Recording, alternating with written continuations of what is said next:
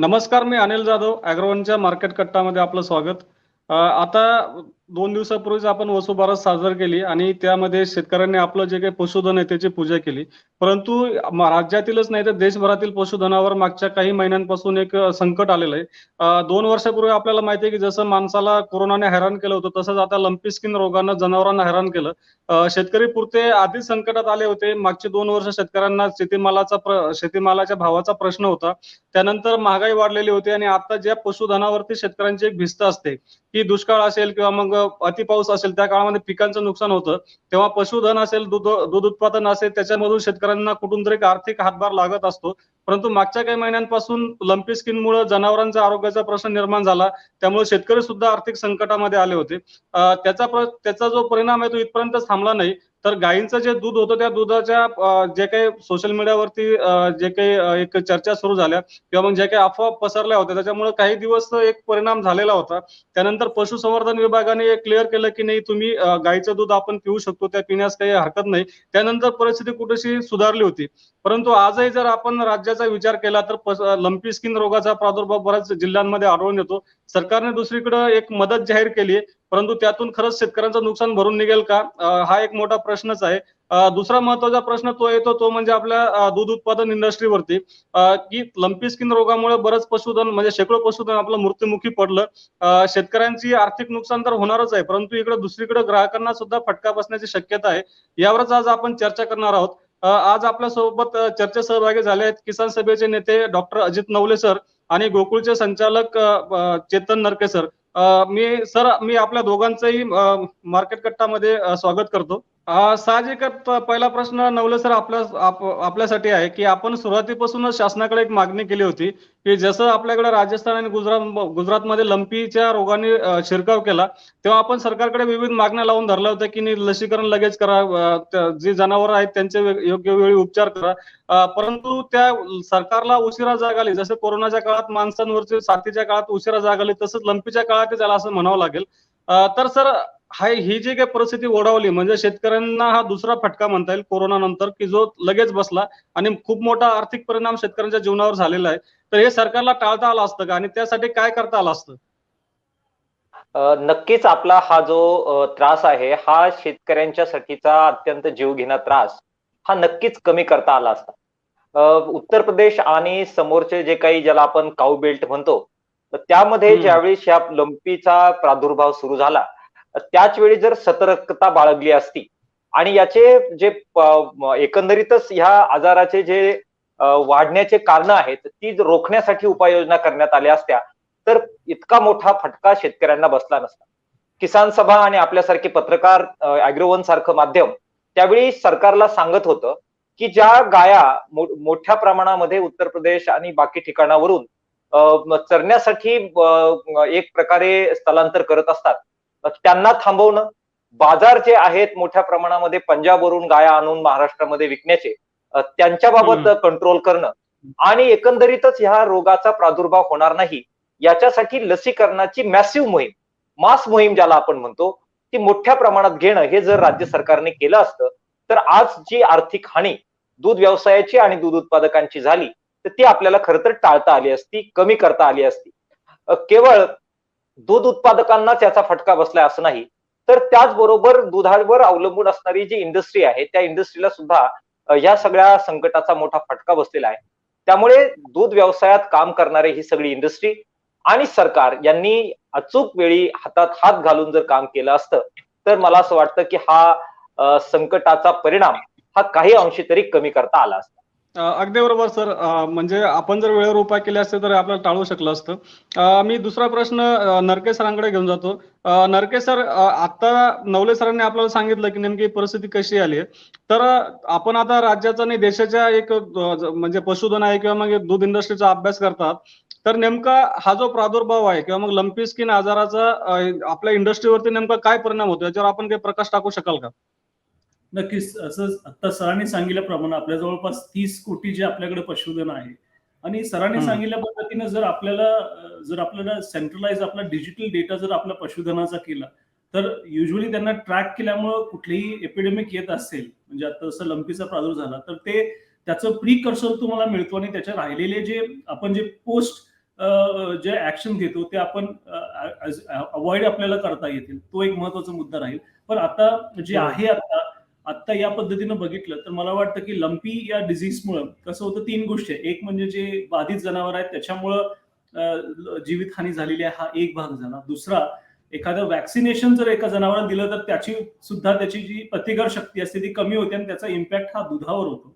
आणि तिसरं महत्वाचं आहे की आता आठवडी बाजार जे होते ते लंपीमुळं प्रादुर्भाव नको व्हायला याच्यासाठी ते बंद करावे लागले. आणि त्याच्यामुळे जी नवीन जनावरं जी आपल्या दूध इंडस्ट्रीमध्ये येणारी होती, दूध दुभती, ती आलीच नाही. त्यामुळे कसं होतं, ह्या तिन्हीचा इम्पॅक्ट जर केलं तर साधारणपणे 2 ते 3% घट ही दुधामध्ये आपल्याला पूर्ण भारतामध्ये दिसून येईल.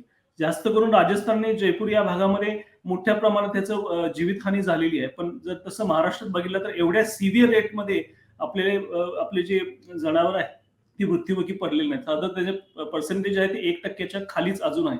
पण दुधाच्या सरासरीवर त्याचा डेफिनेटली इम्पॅक्ट झालाय हे आपण अगदी 100% याच्यातून सांगू शकतो. सांगली जिल्ह्यामध्ये जवळपास आता 2-3 दिवसापूर्वी मी डॉक्टर पठाण साहेबांशी बोललो तर त्यावेळी 1100 जनावरांना एकदम लागण झालेली आहे. आणि याचा मी तुम्हाला सांगू इच्छितो की ह्याचा प्रादुर्भाव होणं हे स्वाभाविक असताना सुद्धा, जसं आपण डेंग्यूचं जे वेक्टर्स म्हणतात, जे डास असतील, ऍसिड असतील, याचा प्रादुर्भाव हे सगळं त्याच्या जखमावर असेल ते बॅक्टेरिया दुसरीकडे ट्रान्सफर होऊ शकतात. जर आपण गोठा स्वच्छ ठेवून म्हणा किंवा धुरी देऊन म्हणा किंवा डासांचं जर आपण जे 50 किलोमीटर पर्यंत ट्रान्सफर करू शकतो हे जर केलं तर जी आत्ताची सरासरी जी 2 ते 3% लंपीमुळे स्पेसिफिकली कमी झालेली आहे तर ती आपण वाचवू शकलो असं. अगदी बरोबर. नवले सर, आता चेतन सरांनी आपल्याला सांगितलंच की नेमकं दूध उत्पादनावर काय परिणाम होऊ शकतो किंवा याचा.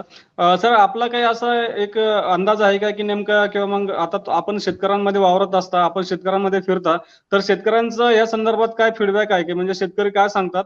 आणि सगळ्यात महत्वाचा प्रश्न म्हणजे आपल्या राज्य सरकारने लंपीमुळे जी जनावरं दगावली त्यासाठी मदत जाहीर केली, तर ही मदत तेवढी पुरेशी आहे का? म्हणजे त्यातून शेतकऱ्यांचं आर्थिक नुकसान भरून निघेल का? आणि शेतकरी नेमकं या सगळं काही सरकारची तयारी असेल किंवा त्यांचा जो झालेलं नुकसान आहे याबाबत नेमकं एक प्रतिक्रिया काय जाणवते आपल्याला? एक तर सरकारने जी मदत जाहीर केली आहे ती विशेषतः जर जनावरं दगावली तर त्यासाठी काही मदत सरकार करेल अशा प्रकारे सांगण्यात आलेलं होतं. आणि उपचारासाठी सुद्धा सरकार मदत करेल अशा प्रकारची घोषणाही करण्यात आलेली होती. परंतु आपण ज्यावेळी ग्राउंड लेव्हलवरचा रिपोर्ट घेतो त्यावेळी आपल्या लक्षात येतं की ह्या घोषणा नेहमी इतर घोषणांप्रमाणेच कागदावरच राहिलेल्या आपल्याला दिसतायत. आणि त्यामुळे ज्यावेळी प्रादुर्भाव झाला त्यावेळी खाजगी उपचार बहुतांशी शेतकऱ्यांना करावे लागले, ज्याच्यामध्ये लाखो रुपये शेतकऱ्यांना खर्च करावे लागले आपलं पशुधन वाचवण्यासाठी. आर्थिक झळ स्वतःला सहन करावी लागली. सरकारी यंत्रणा काही प्रमाणात सक्रिय होती की नाही? नक्कीच होती. पशुवैद्यकीय अधिकारी काम करत होते की नाही? काही प्रमाणात नक्कीच करत होते. मात्र अशा प्रकारचं पॅन्डेमिक हाताळण्याचं जे ट्रेनिंग आणि एक प्रकारचं तज्ञ मनुष्यबळ, त्याच्या जोडीला संसाधनं, ही जी सरकारी यंत्रणेच्या हातामध्ये लागतात ती नसल्यामुळे कुठेही मोठ्या प्रमाणामध्ये अशा प्रकारची मदत पोहोचली असं झालेलं नाही, ही वस्तुस्थिती आहे. दुसऱ्या बाजूला आपण पाहाल की लसीकरण मॅसिव्हली करण्याची आवश्यकता होती. लसीकरण तुम्ही आज केलं आणि उद्या लगेच त्या जनावरांमध्ये प्रतिकार शक्ती तयार झाली असं होत नाही. हे लसीकरण झाल्यानंतर ती प्रतिकार क्षमता निर्माण होण्यासाठी काही काळ द्यावा लागतो. या लसीकरणाचे काही वाईट परिणाम आताच सरांनी सांगितल्याप्रमाणे, नरके सरांनी सांगितल्याप्रमाणे दूध उत्पादनावर होत असतात. त्या गायीच्या एकंदरीतच त्याची शक्ती आणि बाकी सगळ्या गोष्टींवर होत असतात. आणि त्यामुळे खूप लवकर हे जर आपण केलं असतं, उत्तर प्रदेश आणि त्या ठिकाणी राजस्थानच्या भागामध्ये या रोगाचा प्रादुर्भाव होतोय हे कळाल्या जर त्याच क्षणी अशा प्रकारचं मॅसिव्ह इम्युनायझेशन जर महाराष्ट्रामध्ये झालं असतं तर मला वाटतं त्याचा रास्त परिणाम झाला असता.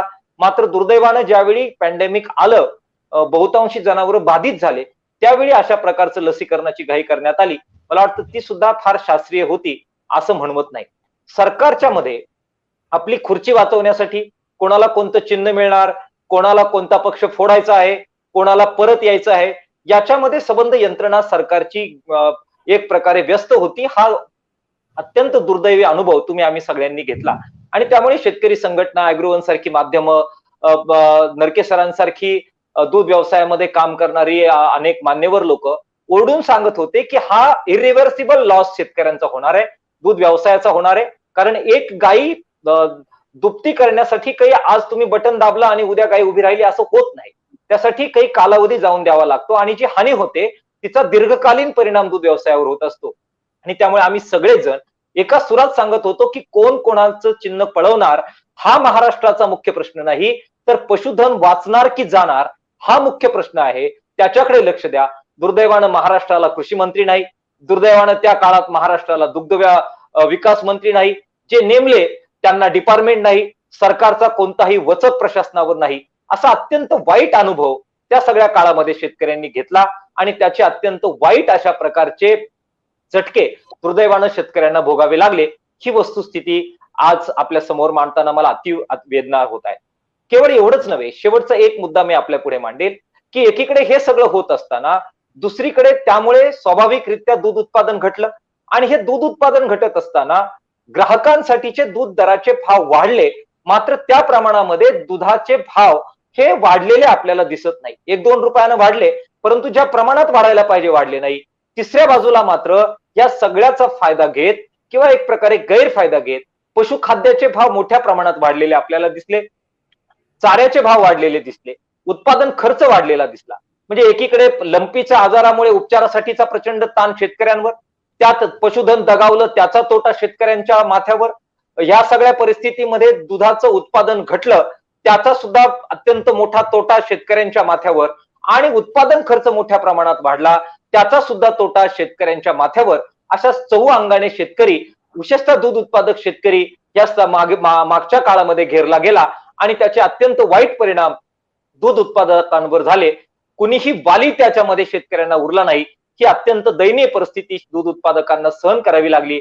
हे नमूद करताना वेदना होतात. मात्र या सगळ्या परिस्थितीतून शेतकरी गेला ही वस्तुस्थिती आहे. अगदी बरोबर. चेतन सर, आता नवले सरांनी आपल्याला विस्तृतपणे सांगितलंच की नेमकं शेतकऱ्यांना कसा कसा लॉस होतोय.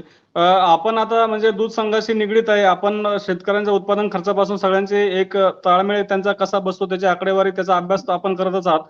तर सर नेमकं आपल्याला अचूकपणे असं काही सांगता येईल का किंवा मग आपण असं काही प्रकाश टाकू शकाल का की शेतकऱ्यांना या रोगाच्या ही जी साथ आली याच्यामध्ये शेतकऱ्यांना कसा फटका बसतोय, याच्यामधून इंडस्ट्री कशी सफर होऊ शकते, म्हणजे येणाऱ्या काळामध्ये जे काही दूध उद्योग आहे त्यापुढे काय वाढून ठेवलं आणि एकूणच बाजारावर काय परिणाम होऊ शकतो?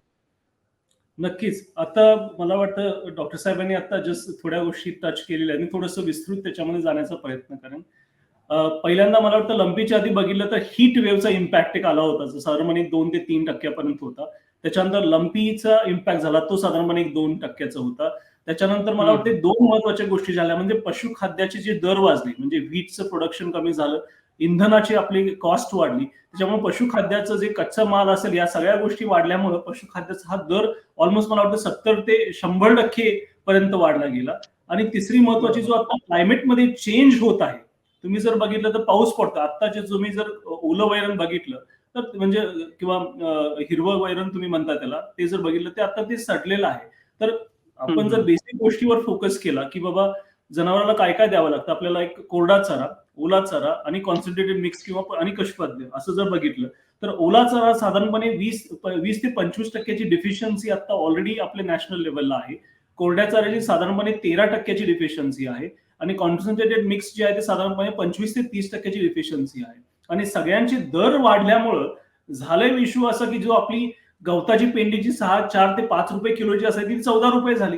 आता आपल्याकडे आधीचे शेतावरचे बांध जे मोठे होते तेही छोटे झालेले, ज्याच्यामुळे गवत उगवायचं, आपले गवत मंडई आता बंद होत चाललेले आहेत. याचा अर्थ तुम्ही लक्षात घ्या की येणाऱ्या या अनियमित पावसामुळे तुमचे बांध कमी आहेत, तुमचे पेंडीचे दर वाढलेले आहेत. या सगळ्यांमुळे जो ड्राय फॉडर, ग्रीन फॉडर आणि कॉन्सन्ट्रेट ह्याचे सगळ्याची कमतरता आपल्याला असणार आहे आणि त्याची किंमत वाढल्यामुळं शेतकरी जेवढं त्या जनावराला लागतं तेवढं खायला देऊ शकत नाही. त्यामुळे तो अंडर न्यूट्रिशन झाल्यामुळे आणखी इम्पॅक्ट होऊन दुधाची सरासरी ही ओव्हरऑल आता कमी व्हायला सुरुवात झालेली आहे. त्यामुळे अनियमित पाऊस, ज्याच्यामुळे आपल्याला फॉडर नाही, 2 नंबर लंपीचा इम्पॅक्ट आणि 3 नंबर ज्या पशुखाद्याचे दर वाढल्यामुळे मला वाटतं की ओव्हरऑल मला वाटतं माझं प्रेडिक्शन आहे की 10 ते 12% इम्पॅक्ट हा नॅशनल लेवलला याचं कंपाऊंडिंग जर बघितलं तर होणार आहे. युजली जी आपल्या दूध उत्पादनामध्ये जी ग्रोथ असते ती साधारणपणे 4 ते 4.5% ही नॅचरल ग्रोथ येते, म्हणजे नवीन अॅनिमलचे इंट्रोडक्शन किंवा आपण झालेले चांगलं खाद्य, या सगळ्या गोष्टींमुळे 4%ची इम्पॅक्ट हा नेहमी असतो पॉझिटिव्हली. पण आता जर तुम्ही कन्झ्युमर डिमांड जर बघितली तर कन्झ्युमर डिमांड ही साधारणपणे 6.5 ते 7% आहे. पण दिवाळीचा यावेळी जर कन्सेन्सस ओव्हरऑल बघितला तर युजली जी कंझ्युमर चॉकलेट्स लोकांना भेट म्हणून द्यायचे त्यांचा जवळपास 25 ते 30% लोक यावेळी आता मिठाईकडे, दुधाच्या मिठाईकडे वळणार आहेत.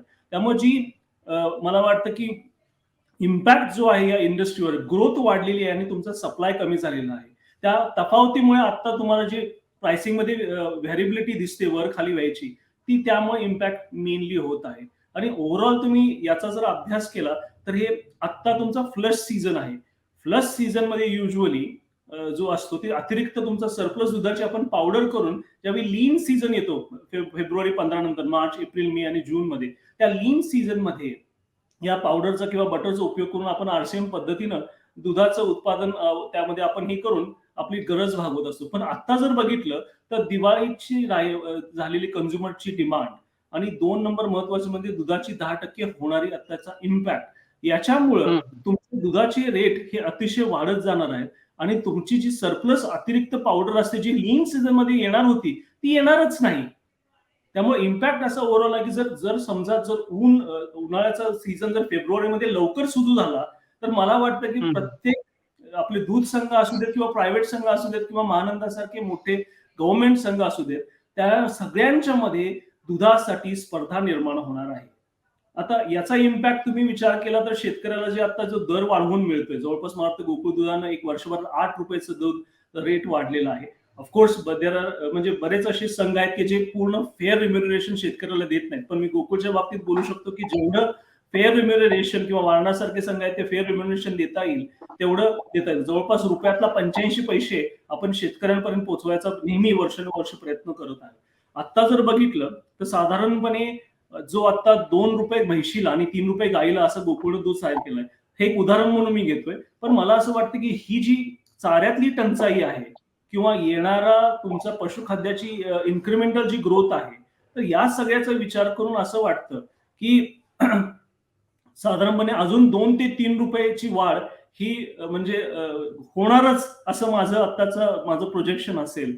आणि मे बी आता जे मला रेट मी आता मुंबईमध्ये बघितले जे फुल क्रीम मिल्कचे ते साधारणपणे 69 रुपयापर्यंत गेलेले आहेत, ते मे बी 73 ते 74 रुपयापर्यंत झाले. आणि एक्स्ट्रीम सिच्युएशन झाली जर फेब्रुवारीमध्ये मला वाटतं खूपच ऊन वाढलं तर मे बी ते आणखी वाढण्याची शक्यता आहे. फक्त एवढंच झालं पाहिजे की त्या शेतकऱ्याला त्या दराचे ट्रान्सफॉर्म त्याच्या दररोजच्या लिटरच्या दुधाला मिळाले पाहिजेत. ही मात्र मला वाटतं सगळ्यात महत्वाची गोष्ट आहे. आणि त्याला फक्त पशुखाद्याचं दुधाचा इम्पॅक्ट त्याला नील करून त्याच्या घरामध्ये पैसे राहिले पाहिजेत, असं मला वाटतं की थोडासा खिंडीत पकडल्यासारखा प्रयत्न आता मला वाटतं सगळ्या संघांना होणार आहे. कारण शेतकरी आता राजा होईल, कारण दूध त्याचा आहे, तो ठरवेल की कुठं दूध द्यायचं आणि सगळ्यांसाठी ते दूध लागणार आहे. त्यामुळे मला वाटतं की शेतकऱ्यांना डिसाईड करावं लागेल की मला रेट आज किती पाहिजे. आणि यामध्ये मला वाटतं गव्हर्नमेंटने सुद्धा आणि सगळ्या संघांनी सुद्धा एकत्र येऊन पशुखाद्याची जी इनपुट कॉस्ट आहे ती कशी कमी करता येईल, शेतकऱ्याला जी प्राइस आहे ती कशी वाढवता येईल. त्यामुळे इनपुट आणि जो आउटपुट आहे त्याच्यामध्ये डिफरन्स वाढून जेवढ्या शेतकऱ्याला त्याचे पैसे घरी देता येतील अशा पद्धतीने आपल्याला विचार करावा लागेल. आपल्याला असं नुसतं आपल्याला जर कुठल्याही दूध धंद्यामध्ये एखाद्या शेतकऱ्याच्या मुलाला जर कुठली मुलगी देत नाही, याचं कारणच असं आहे की या धंद्यामध्ये प्रॉफिटेबिलिटी कमी आहे. जर ती प्रॉफिटेबिलिटी त्या धंद्यामध्ये वाढवली तर डेफिनेटली आमच्या मुली त्यांना आम्हाला मुलांना द्यायला काहीच अडचण येणार नाही, असा आपणही विचार केला पाहिजे. मला वाटतं गोमूत्र आणि शेण म्हणजे बायोगॅस असेल, त्या बायोगॅस पासून येणारी स्लरी पासून फर्टिलायझर्स असतील किंवा त्याच्यापासून येणारे ग्रोथ हार्मोन्स असतील किंवा कीटकनाशक जे आपण बनवतो, या सगळ्या गोष्टीचा उपयोग करून मला वाटतं आपला जी पशुपालनासाठी असणारी सगळी खाद्याची रिक्वायरमेंट त्याची कॉस्ट त्याच्यातून निघाली पाहिजे. आणि दुधाचा लिटरचा जो दर आहे तो त्याचा निव्वळ नफा राहिला तर ह्याच्याकडे प्रोफेशनली लोकांनी बघायला सुरुवात करतील. नवीन दुसरी पिढी जी सेकंड व्हाईट रेव्होल्युशन म्हणतात, त्यासाठी नवीन दुसरी पिढी इथं येणं महत्वाचं आहे. आणि तरच व्हायब्रेशन जर झालं अशा पद्धतीनं तरच आपल्या मुली अशा मुलांशी लग्न करू शकतील, असं मला पातळीनं सांगायला. सर, चेतन सरांनी अगदी म्हणजे सगळ्याच मुद्द्यांना हात घातला की अगदी जी काही आर्थिक आणि सामाजिक परिस्थिती जी निर्माण झाली त्याला आता त्यांनी सांगितलं की एकीकडे दुधाचे रेट वाढतील, म्हणजे विक्रीचे दर वाढतील, परंतु नवले सर आता आपण दूध आंदोलनामध्ये बऱ्याच वर्षांपासून म्हणजे सक्रिय आहात, तर आपल्याला असं वाटतं का की यंदा जे काही म्हणजे नरके सरांनी सांगितल्याप्रमाणे दुधाचे दर वाढले, विक्री दर वाढले, तर शेतकऱ्यांपर्यंत हे दर पोहोचतील का? किंवा मग ते पोहोचण्यासाठी काय सरांनी सांगितलेलंच आहे, पण ते पोहोचण्यासाठी आणखी काय करायला पाहिजे? नरके सरांनी अगदी अत्यंत पिन पॉइंट असं प्रिंट आउट केलेलं आहे. विशेषतः त्यांनी जे सांगितलं की काही सन्माननीय दूध संघ जर सोडले, ते नक्कीच प्रयत्न करतात की चांगलं रेम्युनेटिव्ह प्राइस शेतकऱ्यांपर्यंत जाईल. परंतु उर्वरित दूध संघ मात्र अशा प्रकारच्या परिस्थितीचा गैरफायदा घेण्याचा पूर्ण प्रयत्न करतात. शेतकरी संघटित नसल्याचा गैरफायदा घेतात आणि त्यातून शेतकऱ्यांना अशा प्रकारचा लाभ पोहोचवला जात नाही, ही वस्तुस्थिती आहे. आणि म्हणून आम्ही नेहमी काय म्हणत आलेलो आहे, त्यांनी आता बरोबर मुद्दा मांडला की ते ज्या संघामध्ये काम करतात, तो गोकुळ असेल किंवा आणखी काही संघ असतील, रुपयातले 85 पैसे शेतकऱ्यांपर्यंत जातील अशा प्रकारे ते प्रयत्न करतात. आमचं म्हणणंच हे आहे की या दूध धंद्याला जर आपण रेव्हेन्यू शेअरिंगचं धोरण लागू केलं आणि रुपयातले 85 पैसे कोणत्याही परिस्थितीमध्ये दुधाचे आणि प्रक्रिया उद्योगातून सुद्धा जो नफा मिळतो त्याच्यात सुद्धा काही अंशी भाग हा शेतकऱ्यांपर्यंत पोहोचवण्याचं कायदेशीर चौकट जर उभी केली, तरच मला असं वाटतं की शेतकऱ्यांना खऱ्या अर्थानं अशा प्रकारे काही पैसे हे प्रत्यक्ष शेतकऱ्यांपर्यंत पोहोचवता येतील. एकीकडे हे पैसे पोहोचवत असताना नरके सरांनी जो मुद्दा उपस्थित केला त्याला मी अंडरलाईन करू इच्छितो की हे पैसे मिळत असताना उत्पादन खर्च जर कमी केला नाही तर एका हाताने घेतलं आणि दुसऱ्या हाताने परत दिलं असा प्रकार तो सगळा होईल आणि त्यामुळे शेतकऱ्यांना काही शिल्लक राहणार नाही. त्यामुळे सर्व दूध संघांनी सरकारांनी एकत्र येत दुधाचा उत्पादन खर्च कसा कमी करता येईल, विशेषतः पशुखाद्याचा उत्पादन खर्च कसा कमी करता येईल आणि ही जी काही लंपी स्किन डिसीज सारखे संकट येतात त्यात सुद्धा कशा प्रकारे शेतकऱ्यांचं संरक्षण करता येईल याची एक व्यवस्थित अशा प्रकारची पॉलिसी जर बनवली गेली आणि एक कमिटमेंट ठेवून दूध धंदा महाराष्ट्रात आपल्याला चांगला करायचा अशी कमिटमेंट ठेवून जर सर्वांनी काम केलं तरच शेतकऱ्यांच्या हातात काही मिळेल. अन्यथा केवळ घोषणा होतील, वेगवेगळ्या बातम्या येतील, दुधाचे दर ग्राहकांसाठी वाढत राहतील, शेतकऱ्यांना मात्र काहीच मिळणार नाही. ते जर मिळायचं असेल तर अशा सर्व अंगांनी प्रयत्न करावा लागेल, सगळ्या बाजूनी मेहनत घ्यावी लागेल. कोणताही एक बाजूनी प्रयत्न करून हा प्रश्न सोडवता येणार नाही.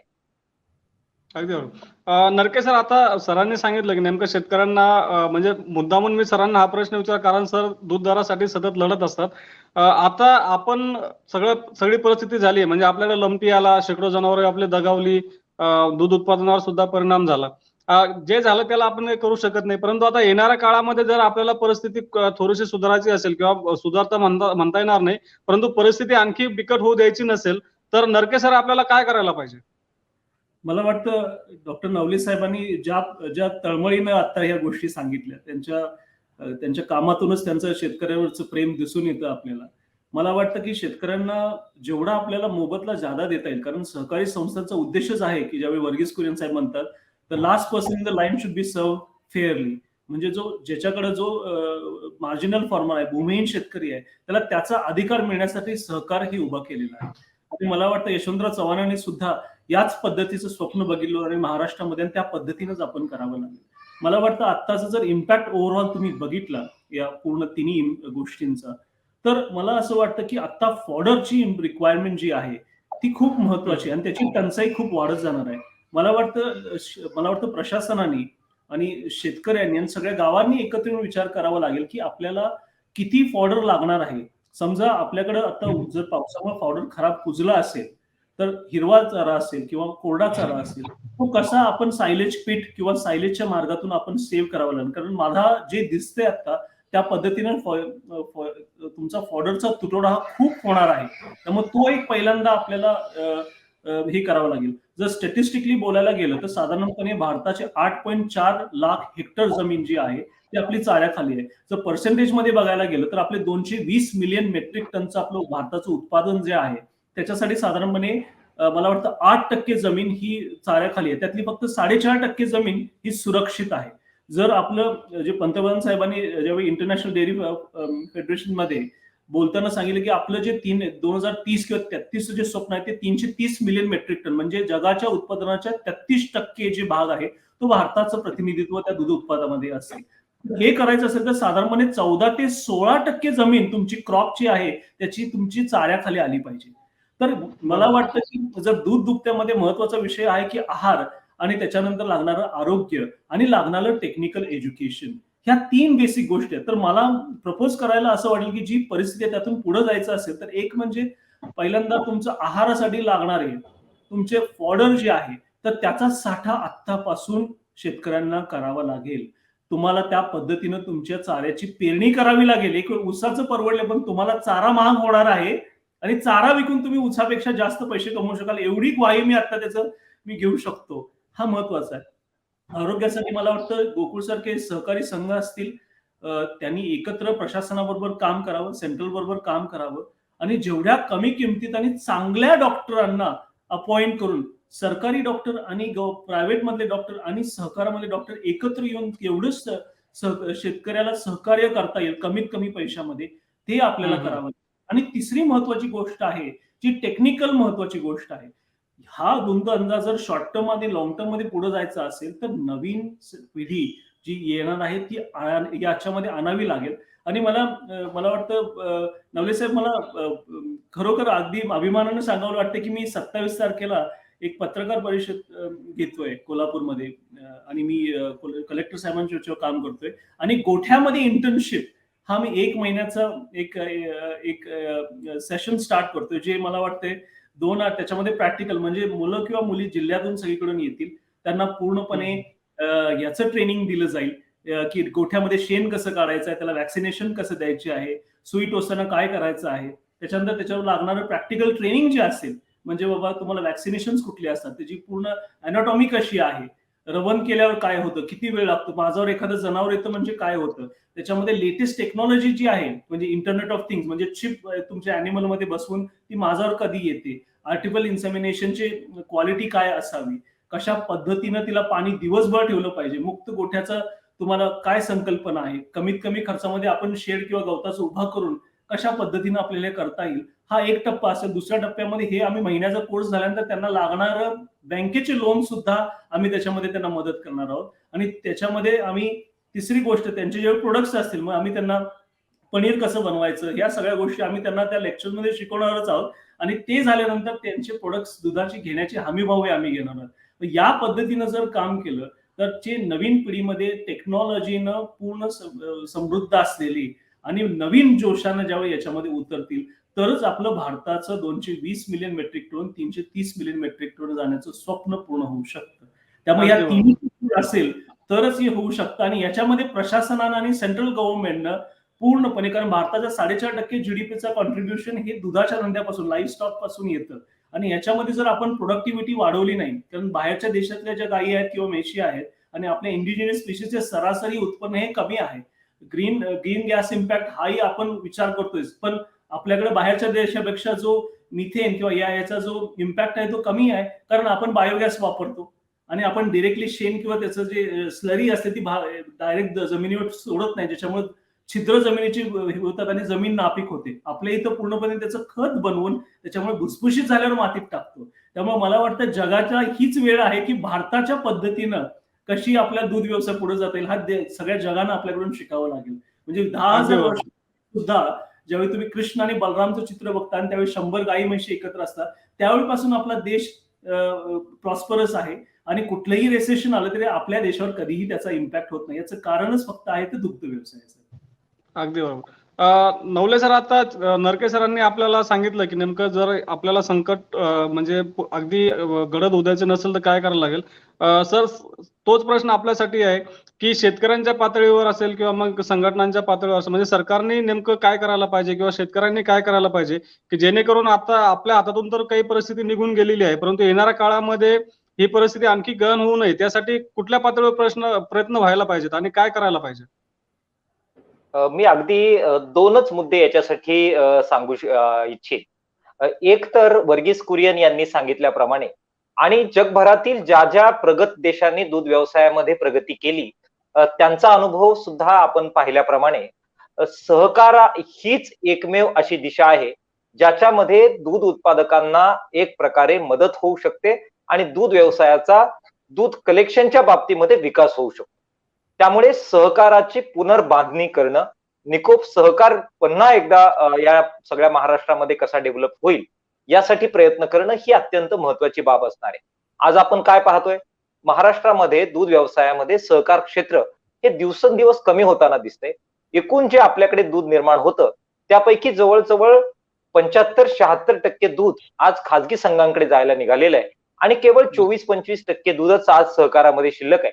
त्यामुळे पुन्हा एकदा सहकाराची बांधणी, शेतकऱ्यांनी एकत्र येऊन निकोप सहकार हा फार्मर प्रोड्युसिंग ऑर्गनायझेशनच्या माध्यमातून असेल किंवा बाकी कोणत्या वेगवेगळ्या उपक्रमकांच्या माध्यमातून असेल, तर त्यातून पुन्हा एकदा त्याच्याकडे जाणं, त्यातून उत्पादन खर्च कमी करणं, प्रक्रिया उद्योगाकडे झेप घेणं आणि एकंदरीतच दुधाचा व्यवसाय हा कमी खर्चिक आणि अधिक किफायतशीर कसा होईल यासाठी शेतकऱ्यांनी एकत्र येऊन सहकाराच्या माध्यमातून पुढे जाणं ही करण्यासारखी अत्यंत महत्वाची गोष्ट आहे. जगभरात ही सिद्ध झालेली आहे आणि त्यामुळे याचा आपण गांभीर्याने विचार करावा लागेल. दुसरी बाब जी आहे ती आधार भावाची बाब आहे. आताच नरके सरांनी सांगितलं की शेतकऱ्यांनी आपल्या पिकाचा पीक पॅटर्न बदलून चाऱ्याकडे वळलं पाहिजे किंवा अधिक इन्व्हेस्टमेंट ही पशुधनामध्ये केली पाहिजे. हे त्यांचा अत्यंत बरोबर अशा प्रकारचा निर्देश आहे. मात्र हे कधी करता येईल? दूध व्यवसायातील अनिश्चितता जोपर्यंत संपणार नाही तोपर्यंत कोणताही शेतकरी अशा प्रकारे मोठी इन्व्हेस्टमेंट किंवा चाऱ्याच्या बद्दलची पीक पॅटर्नच्या बद्दलचे सुद्धा वेगळे बदल हे करणार नाही.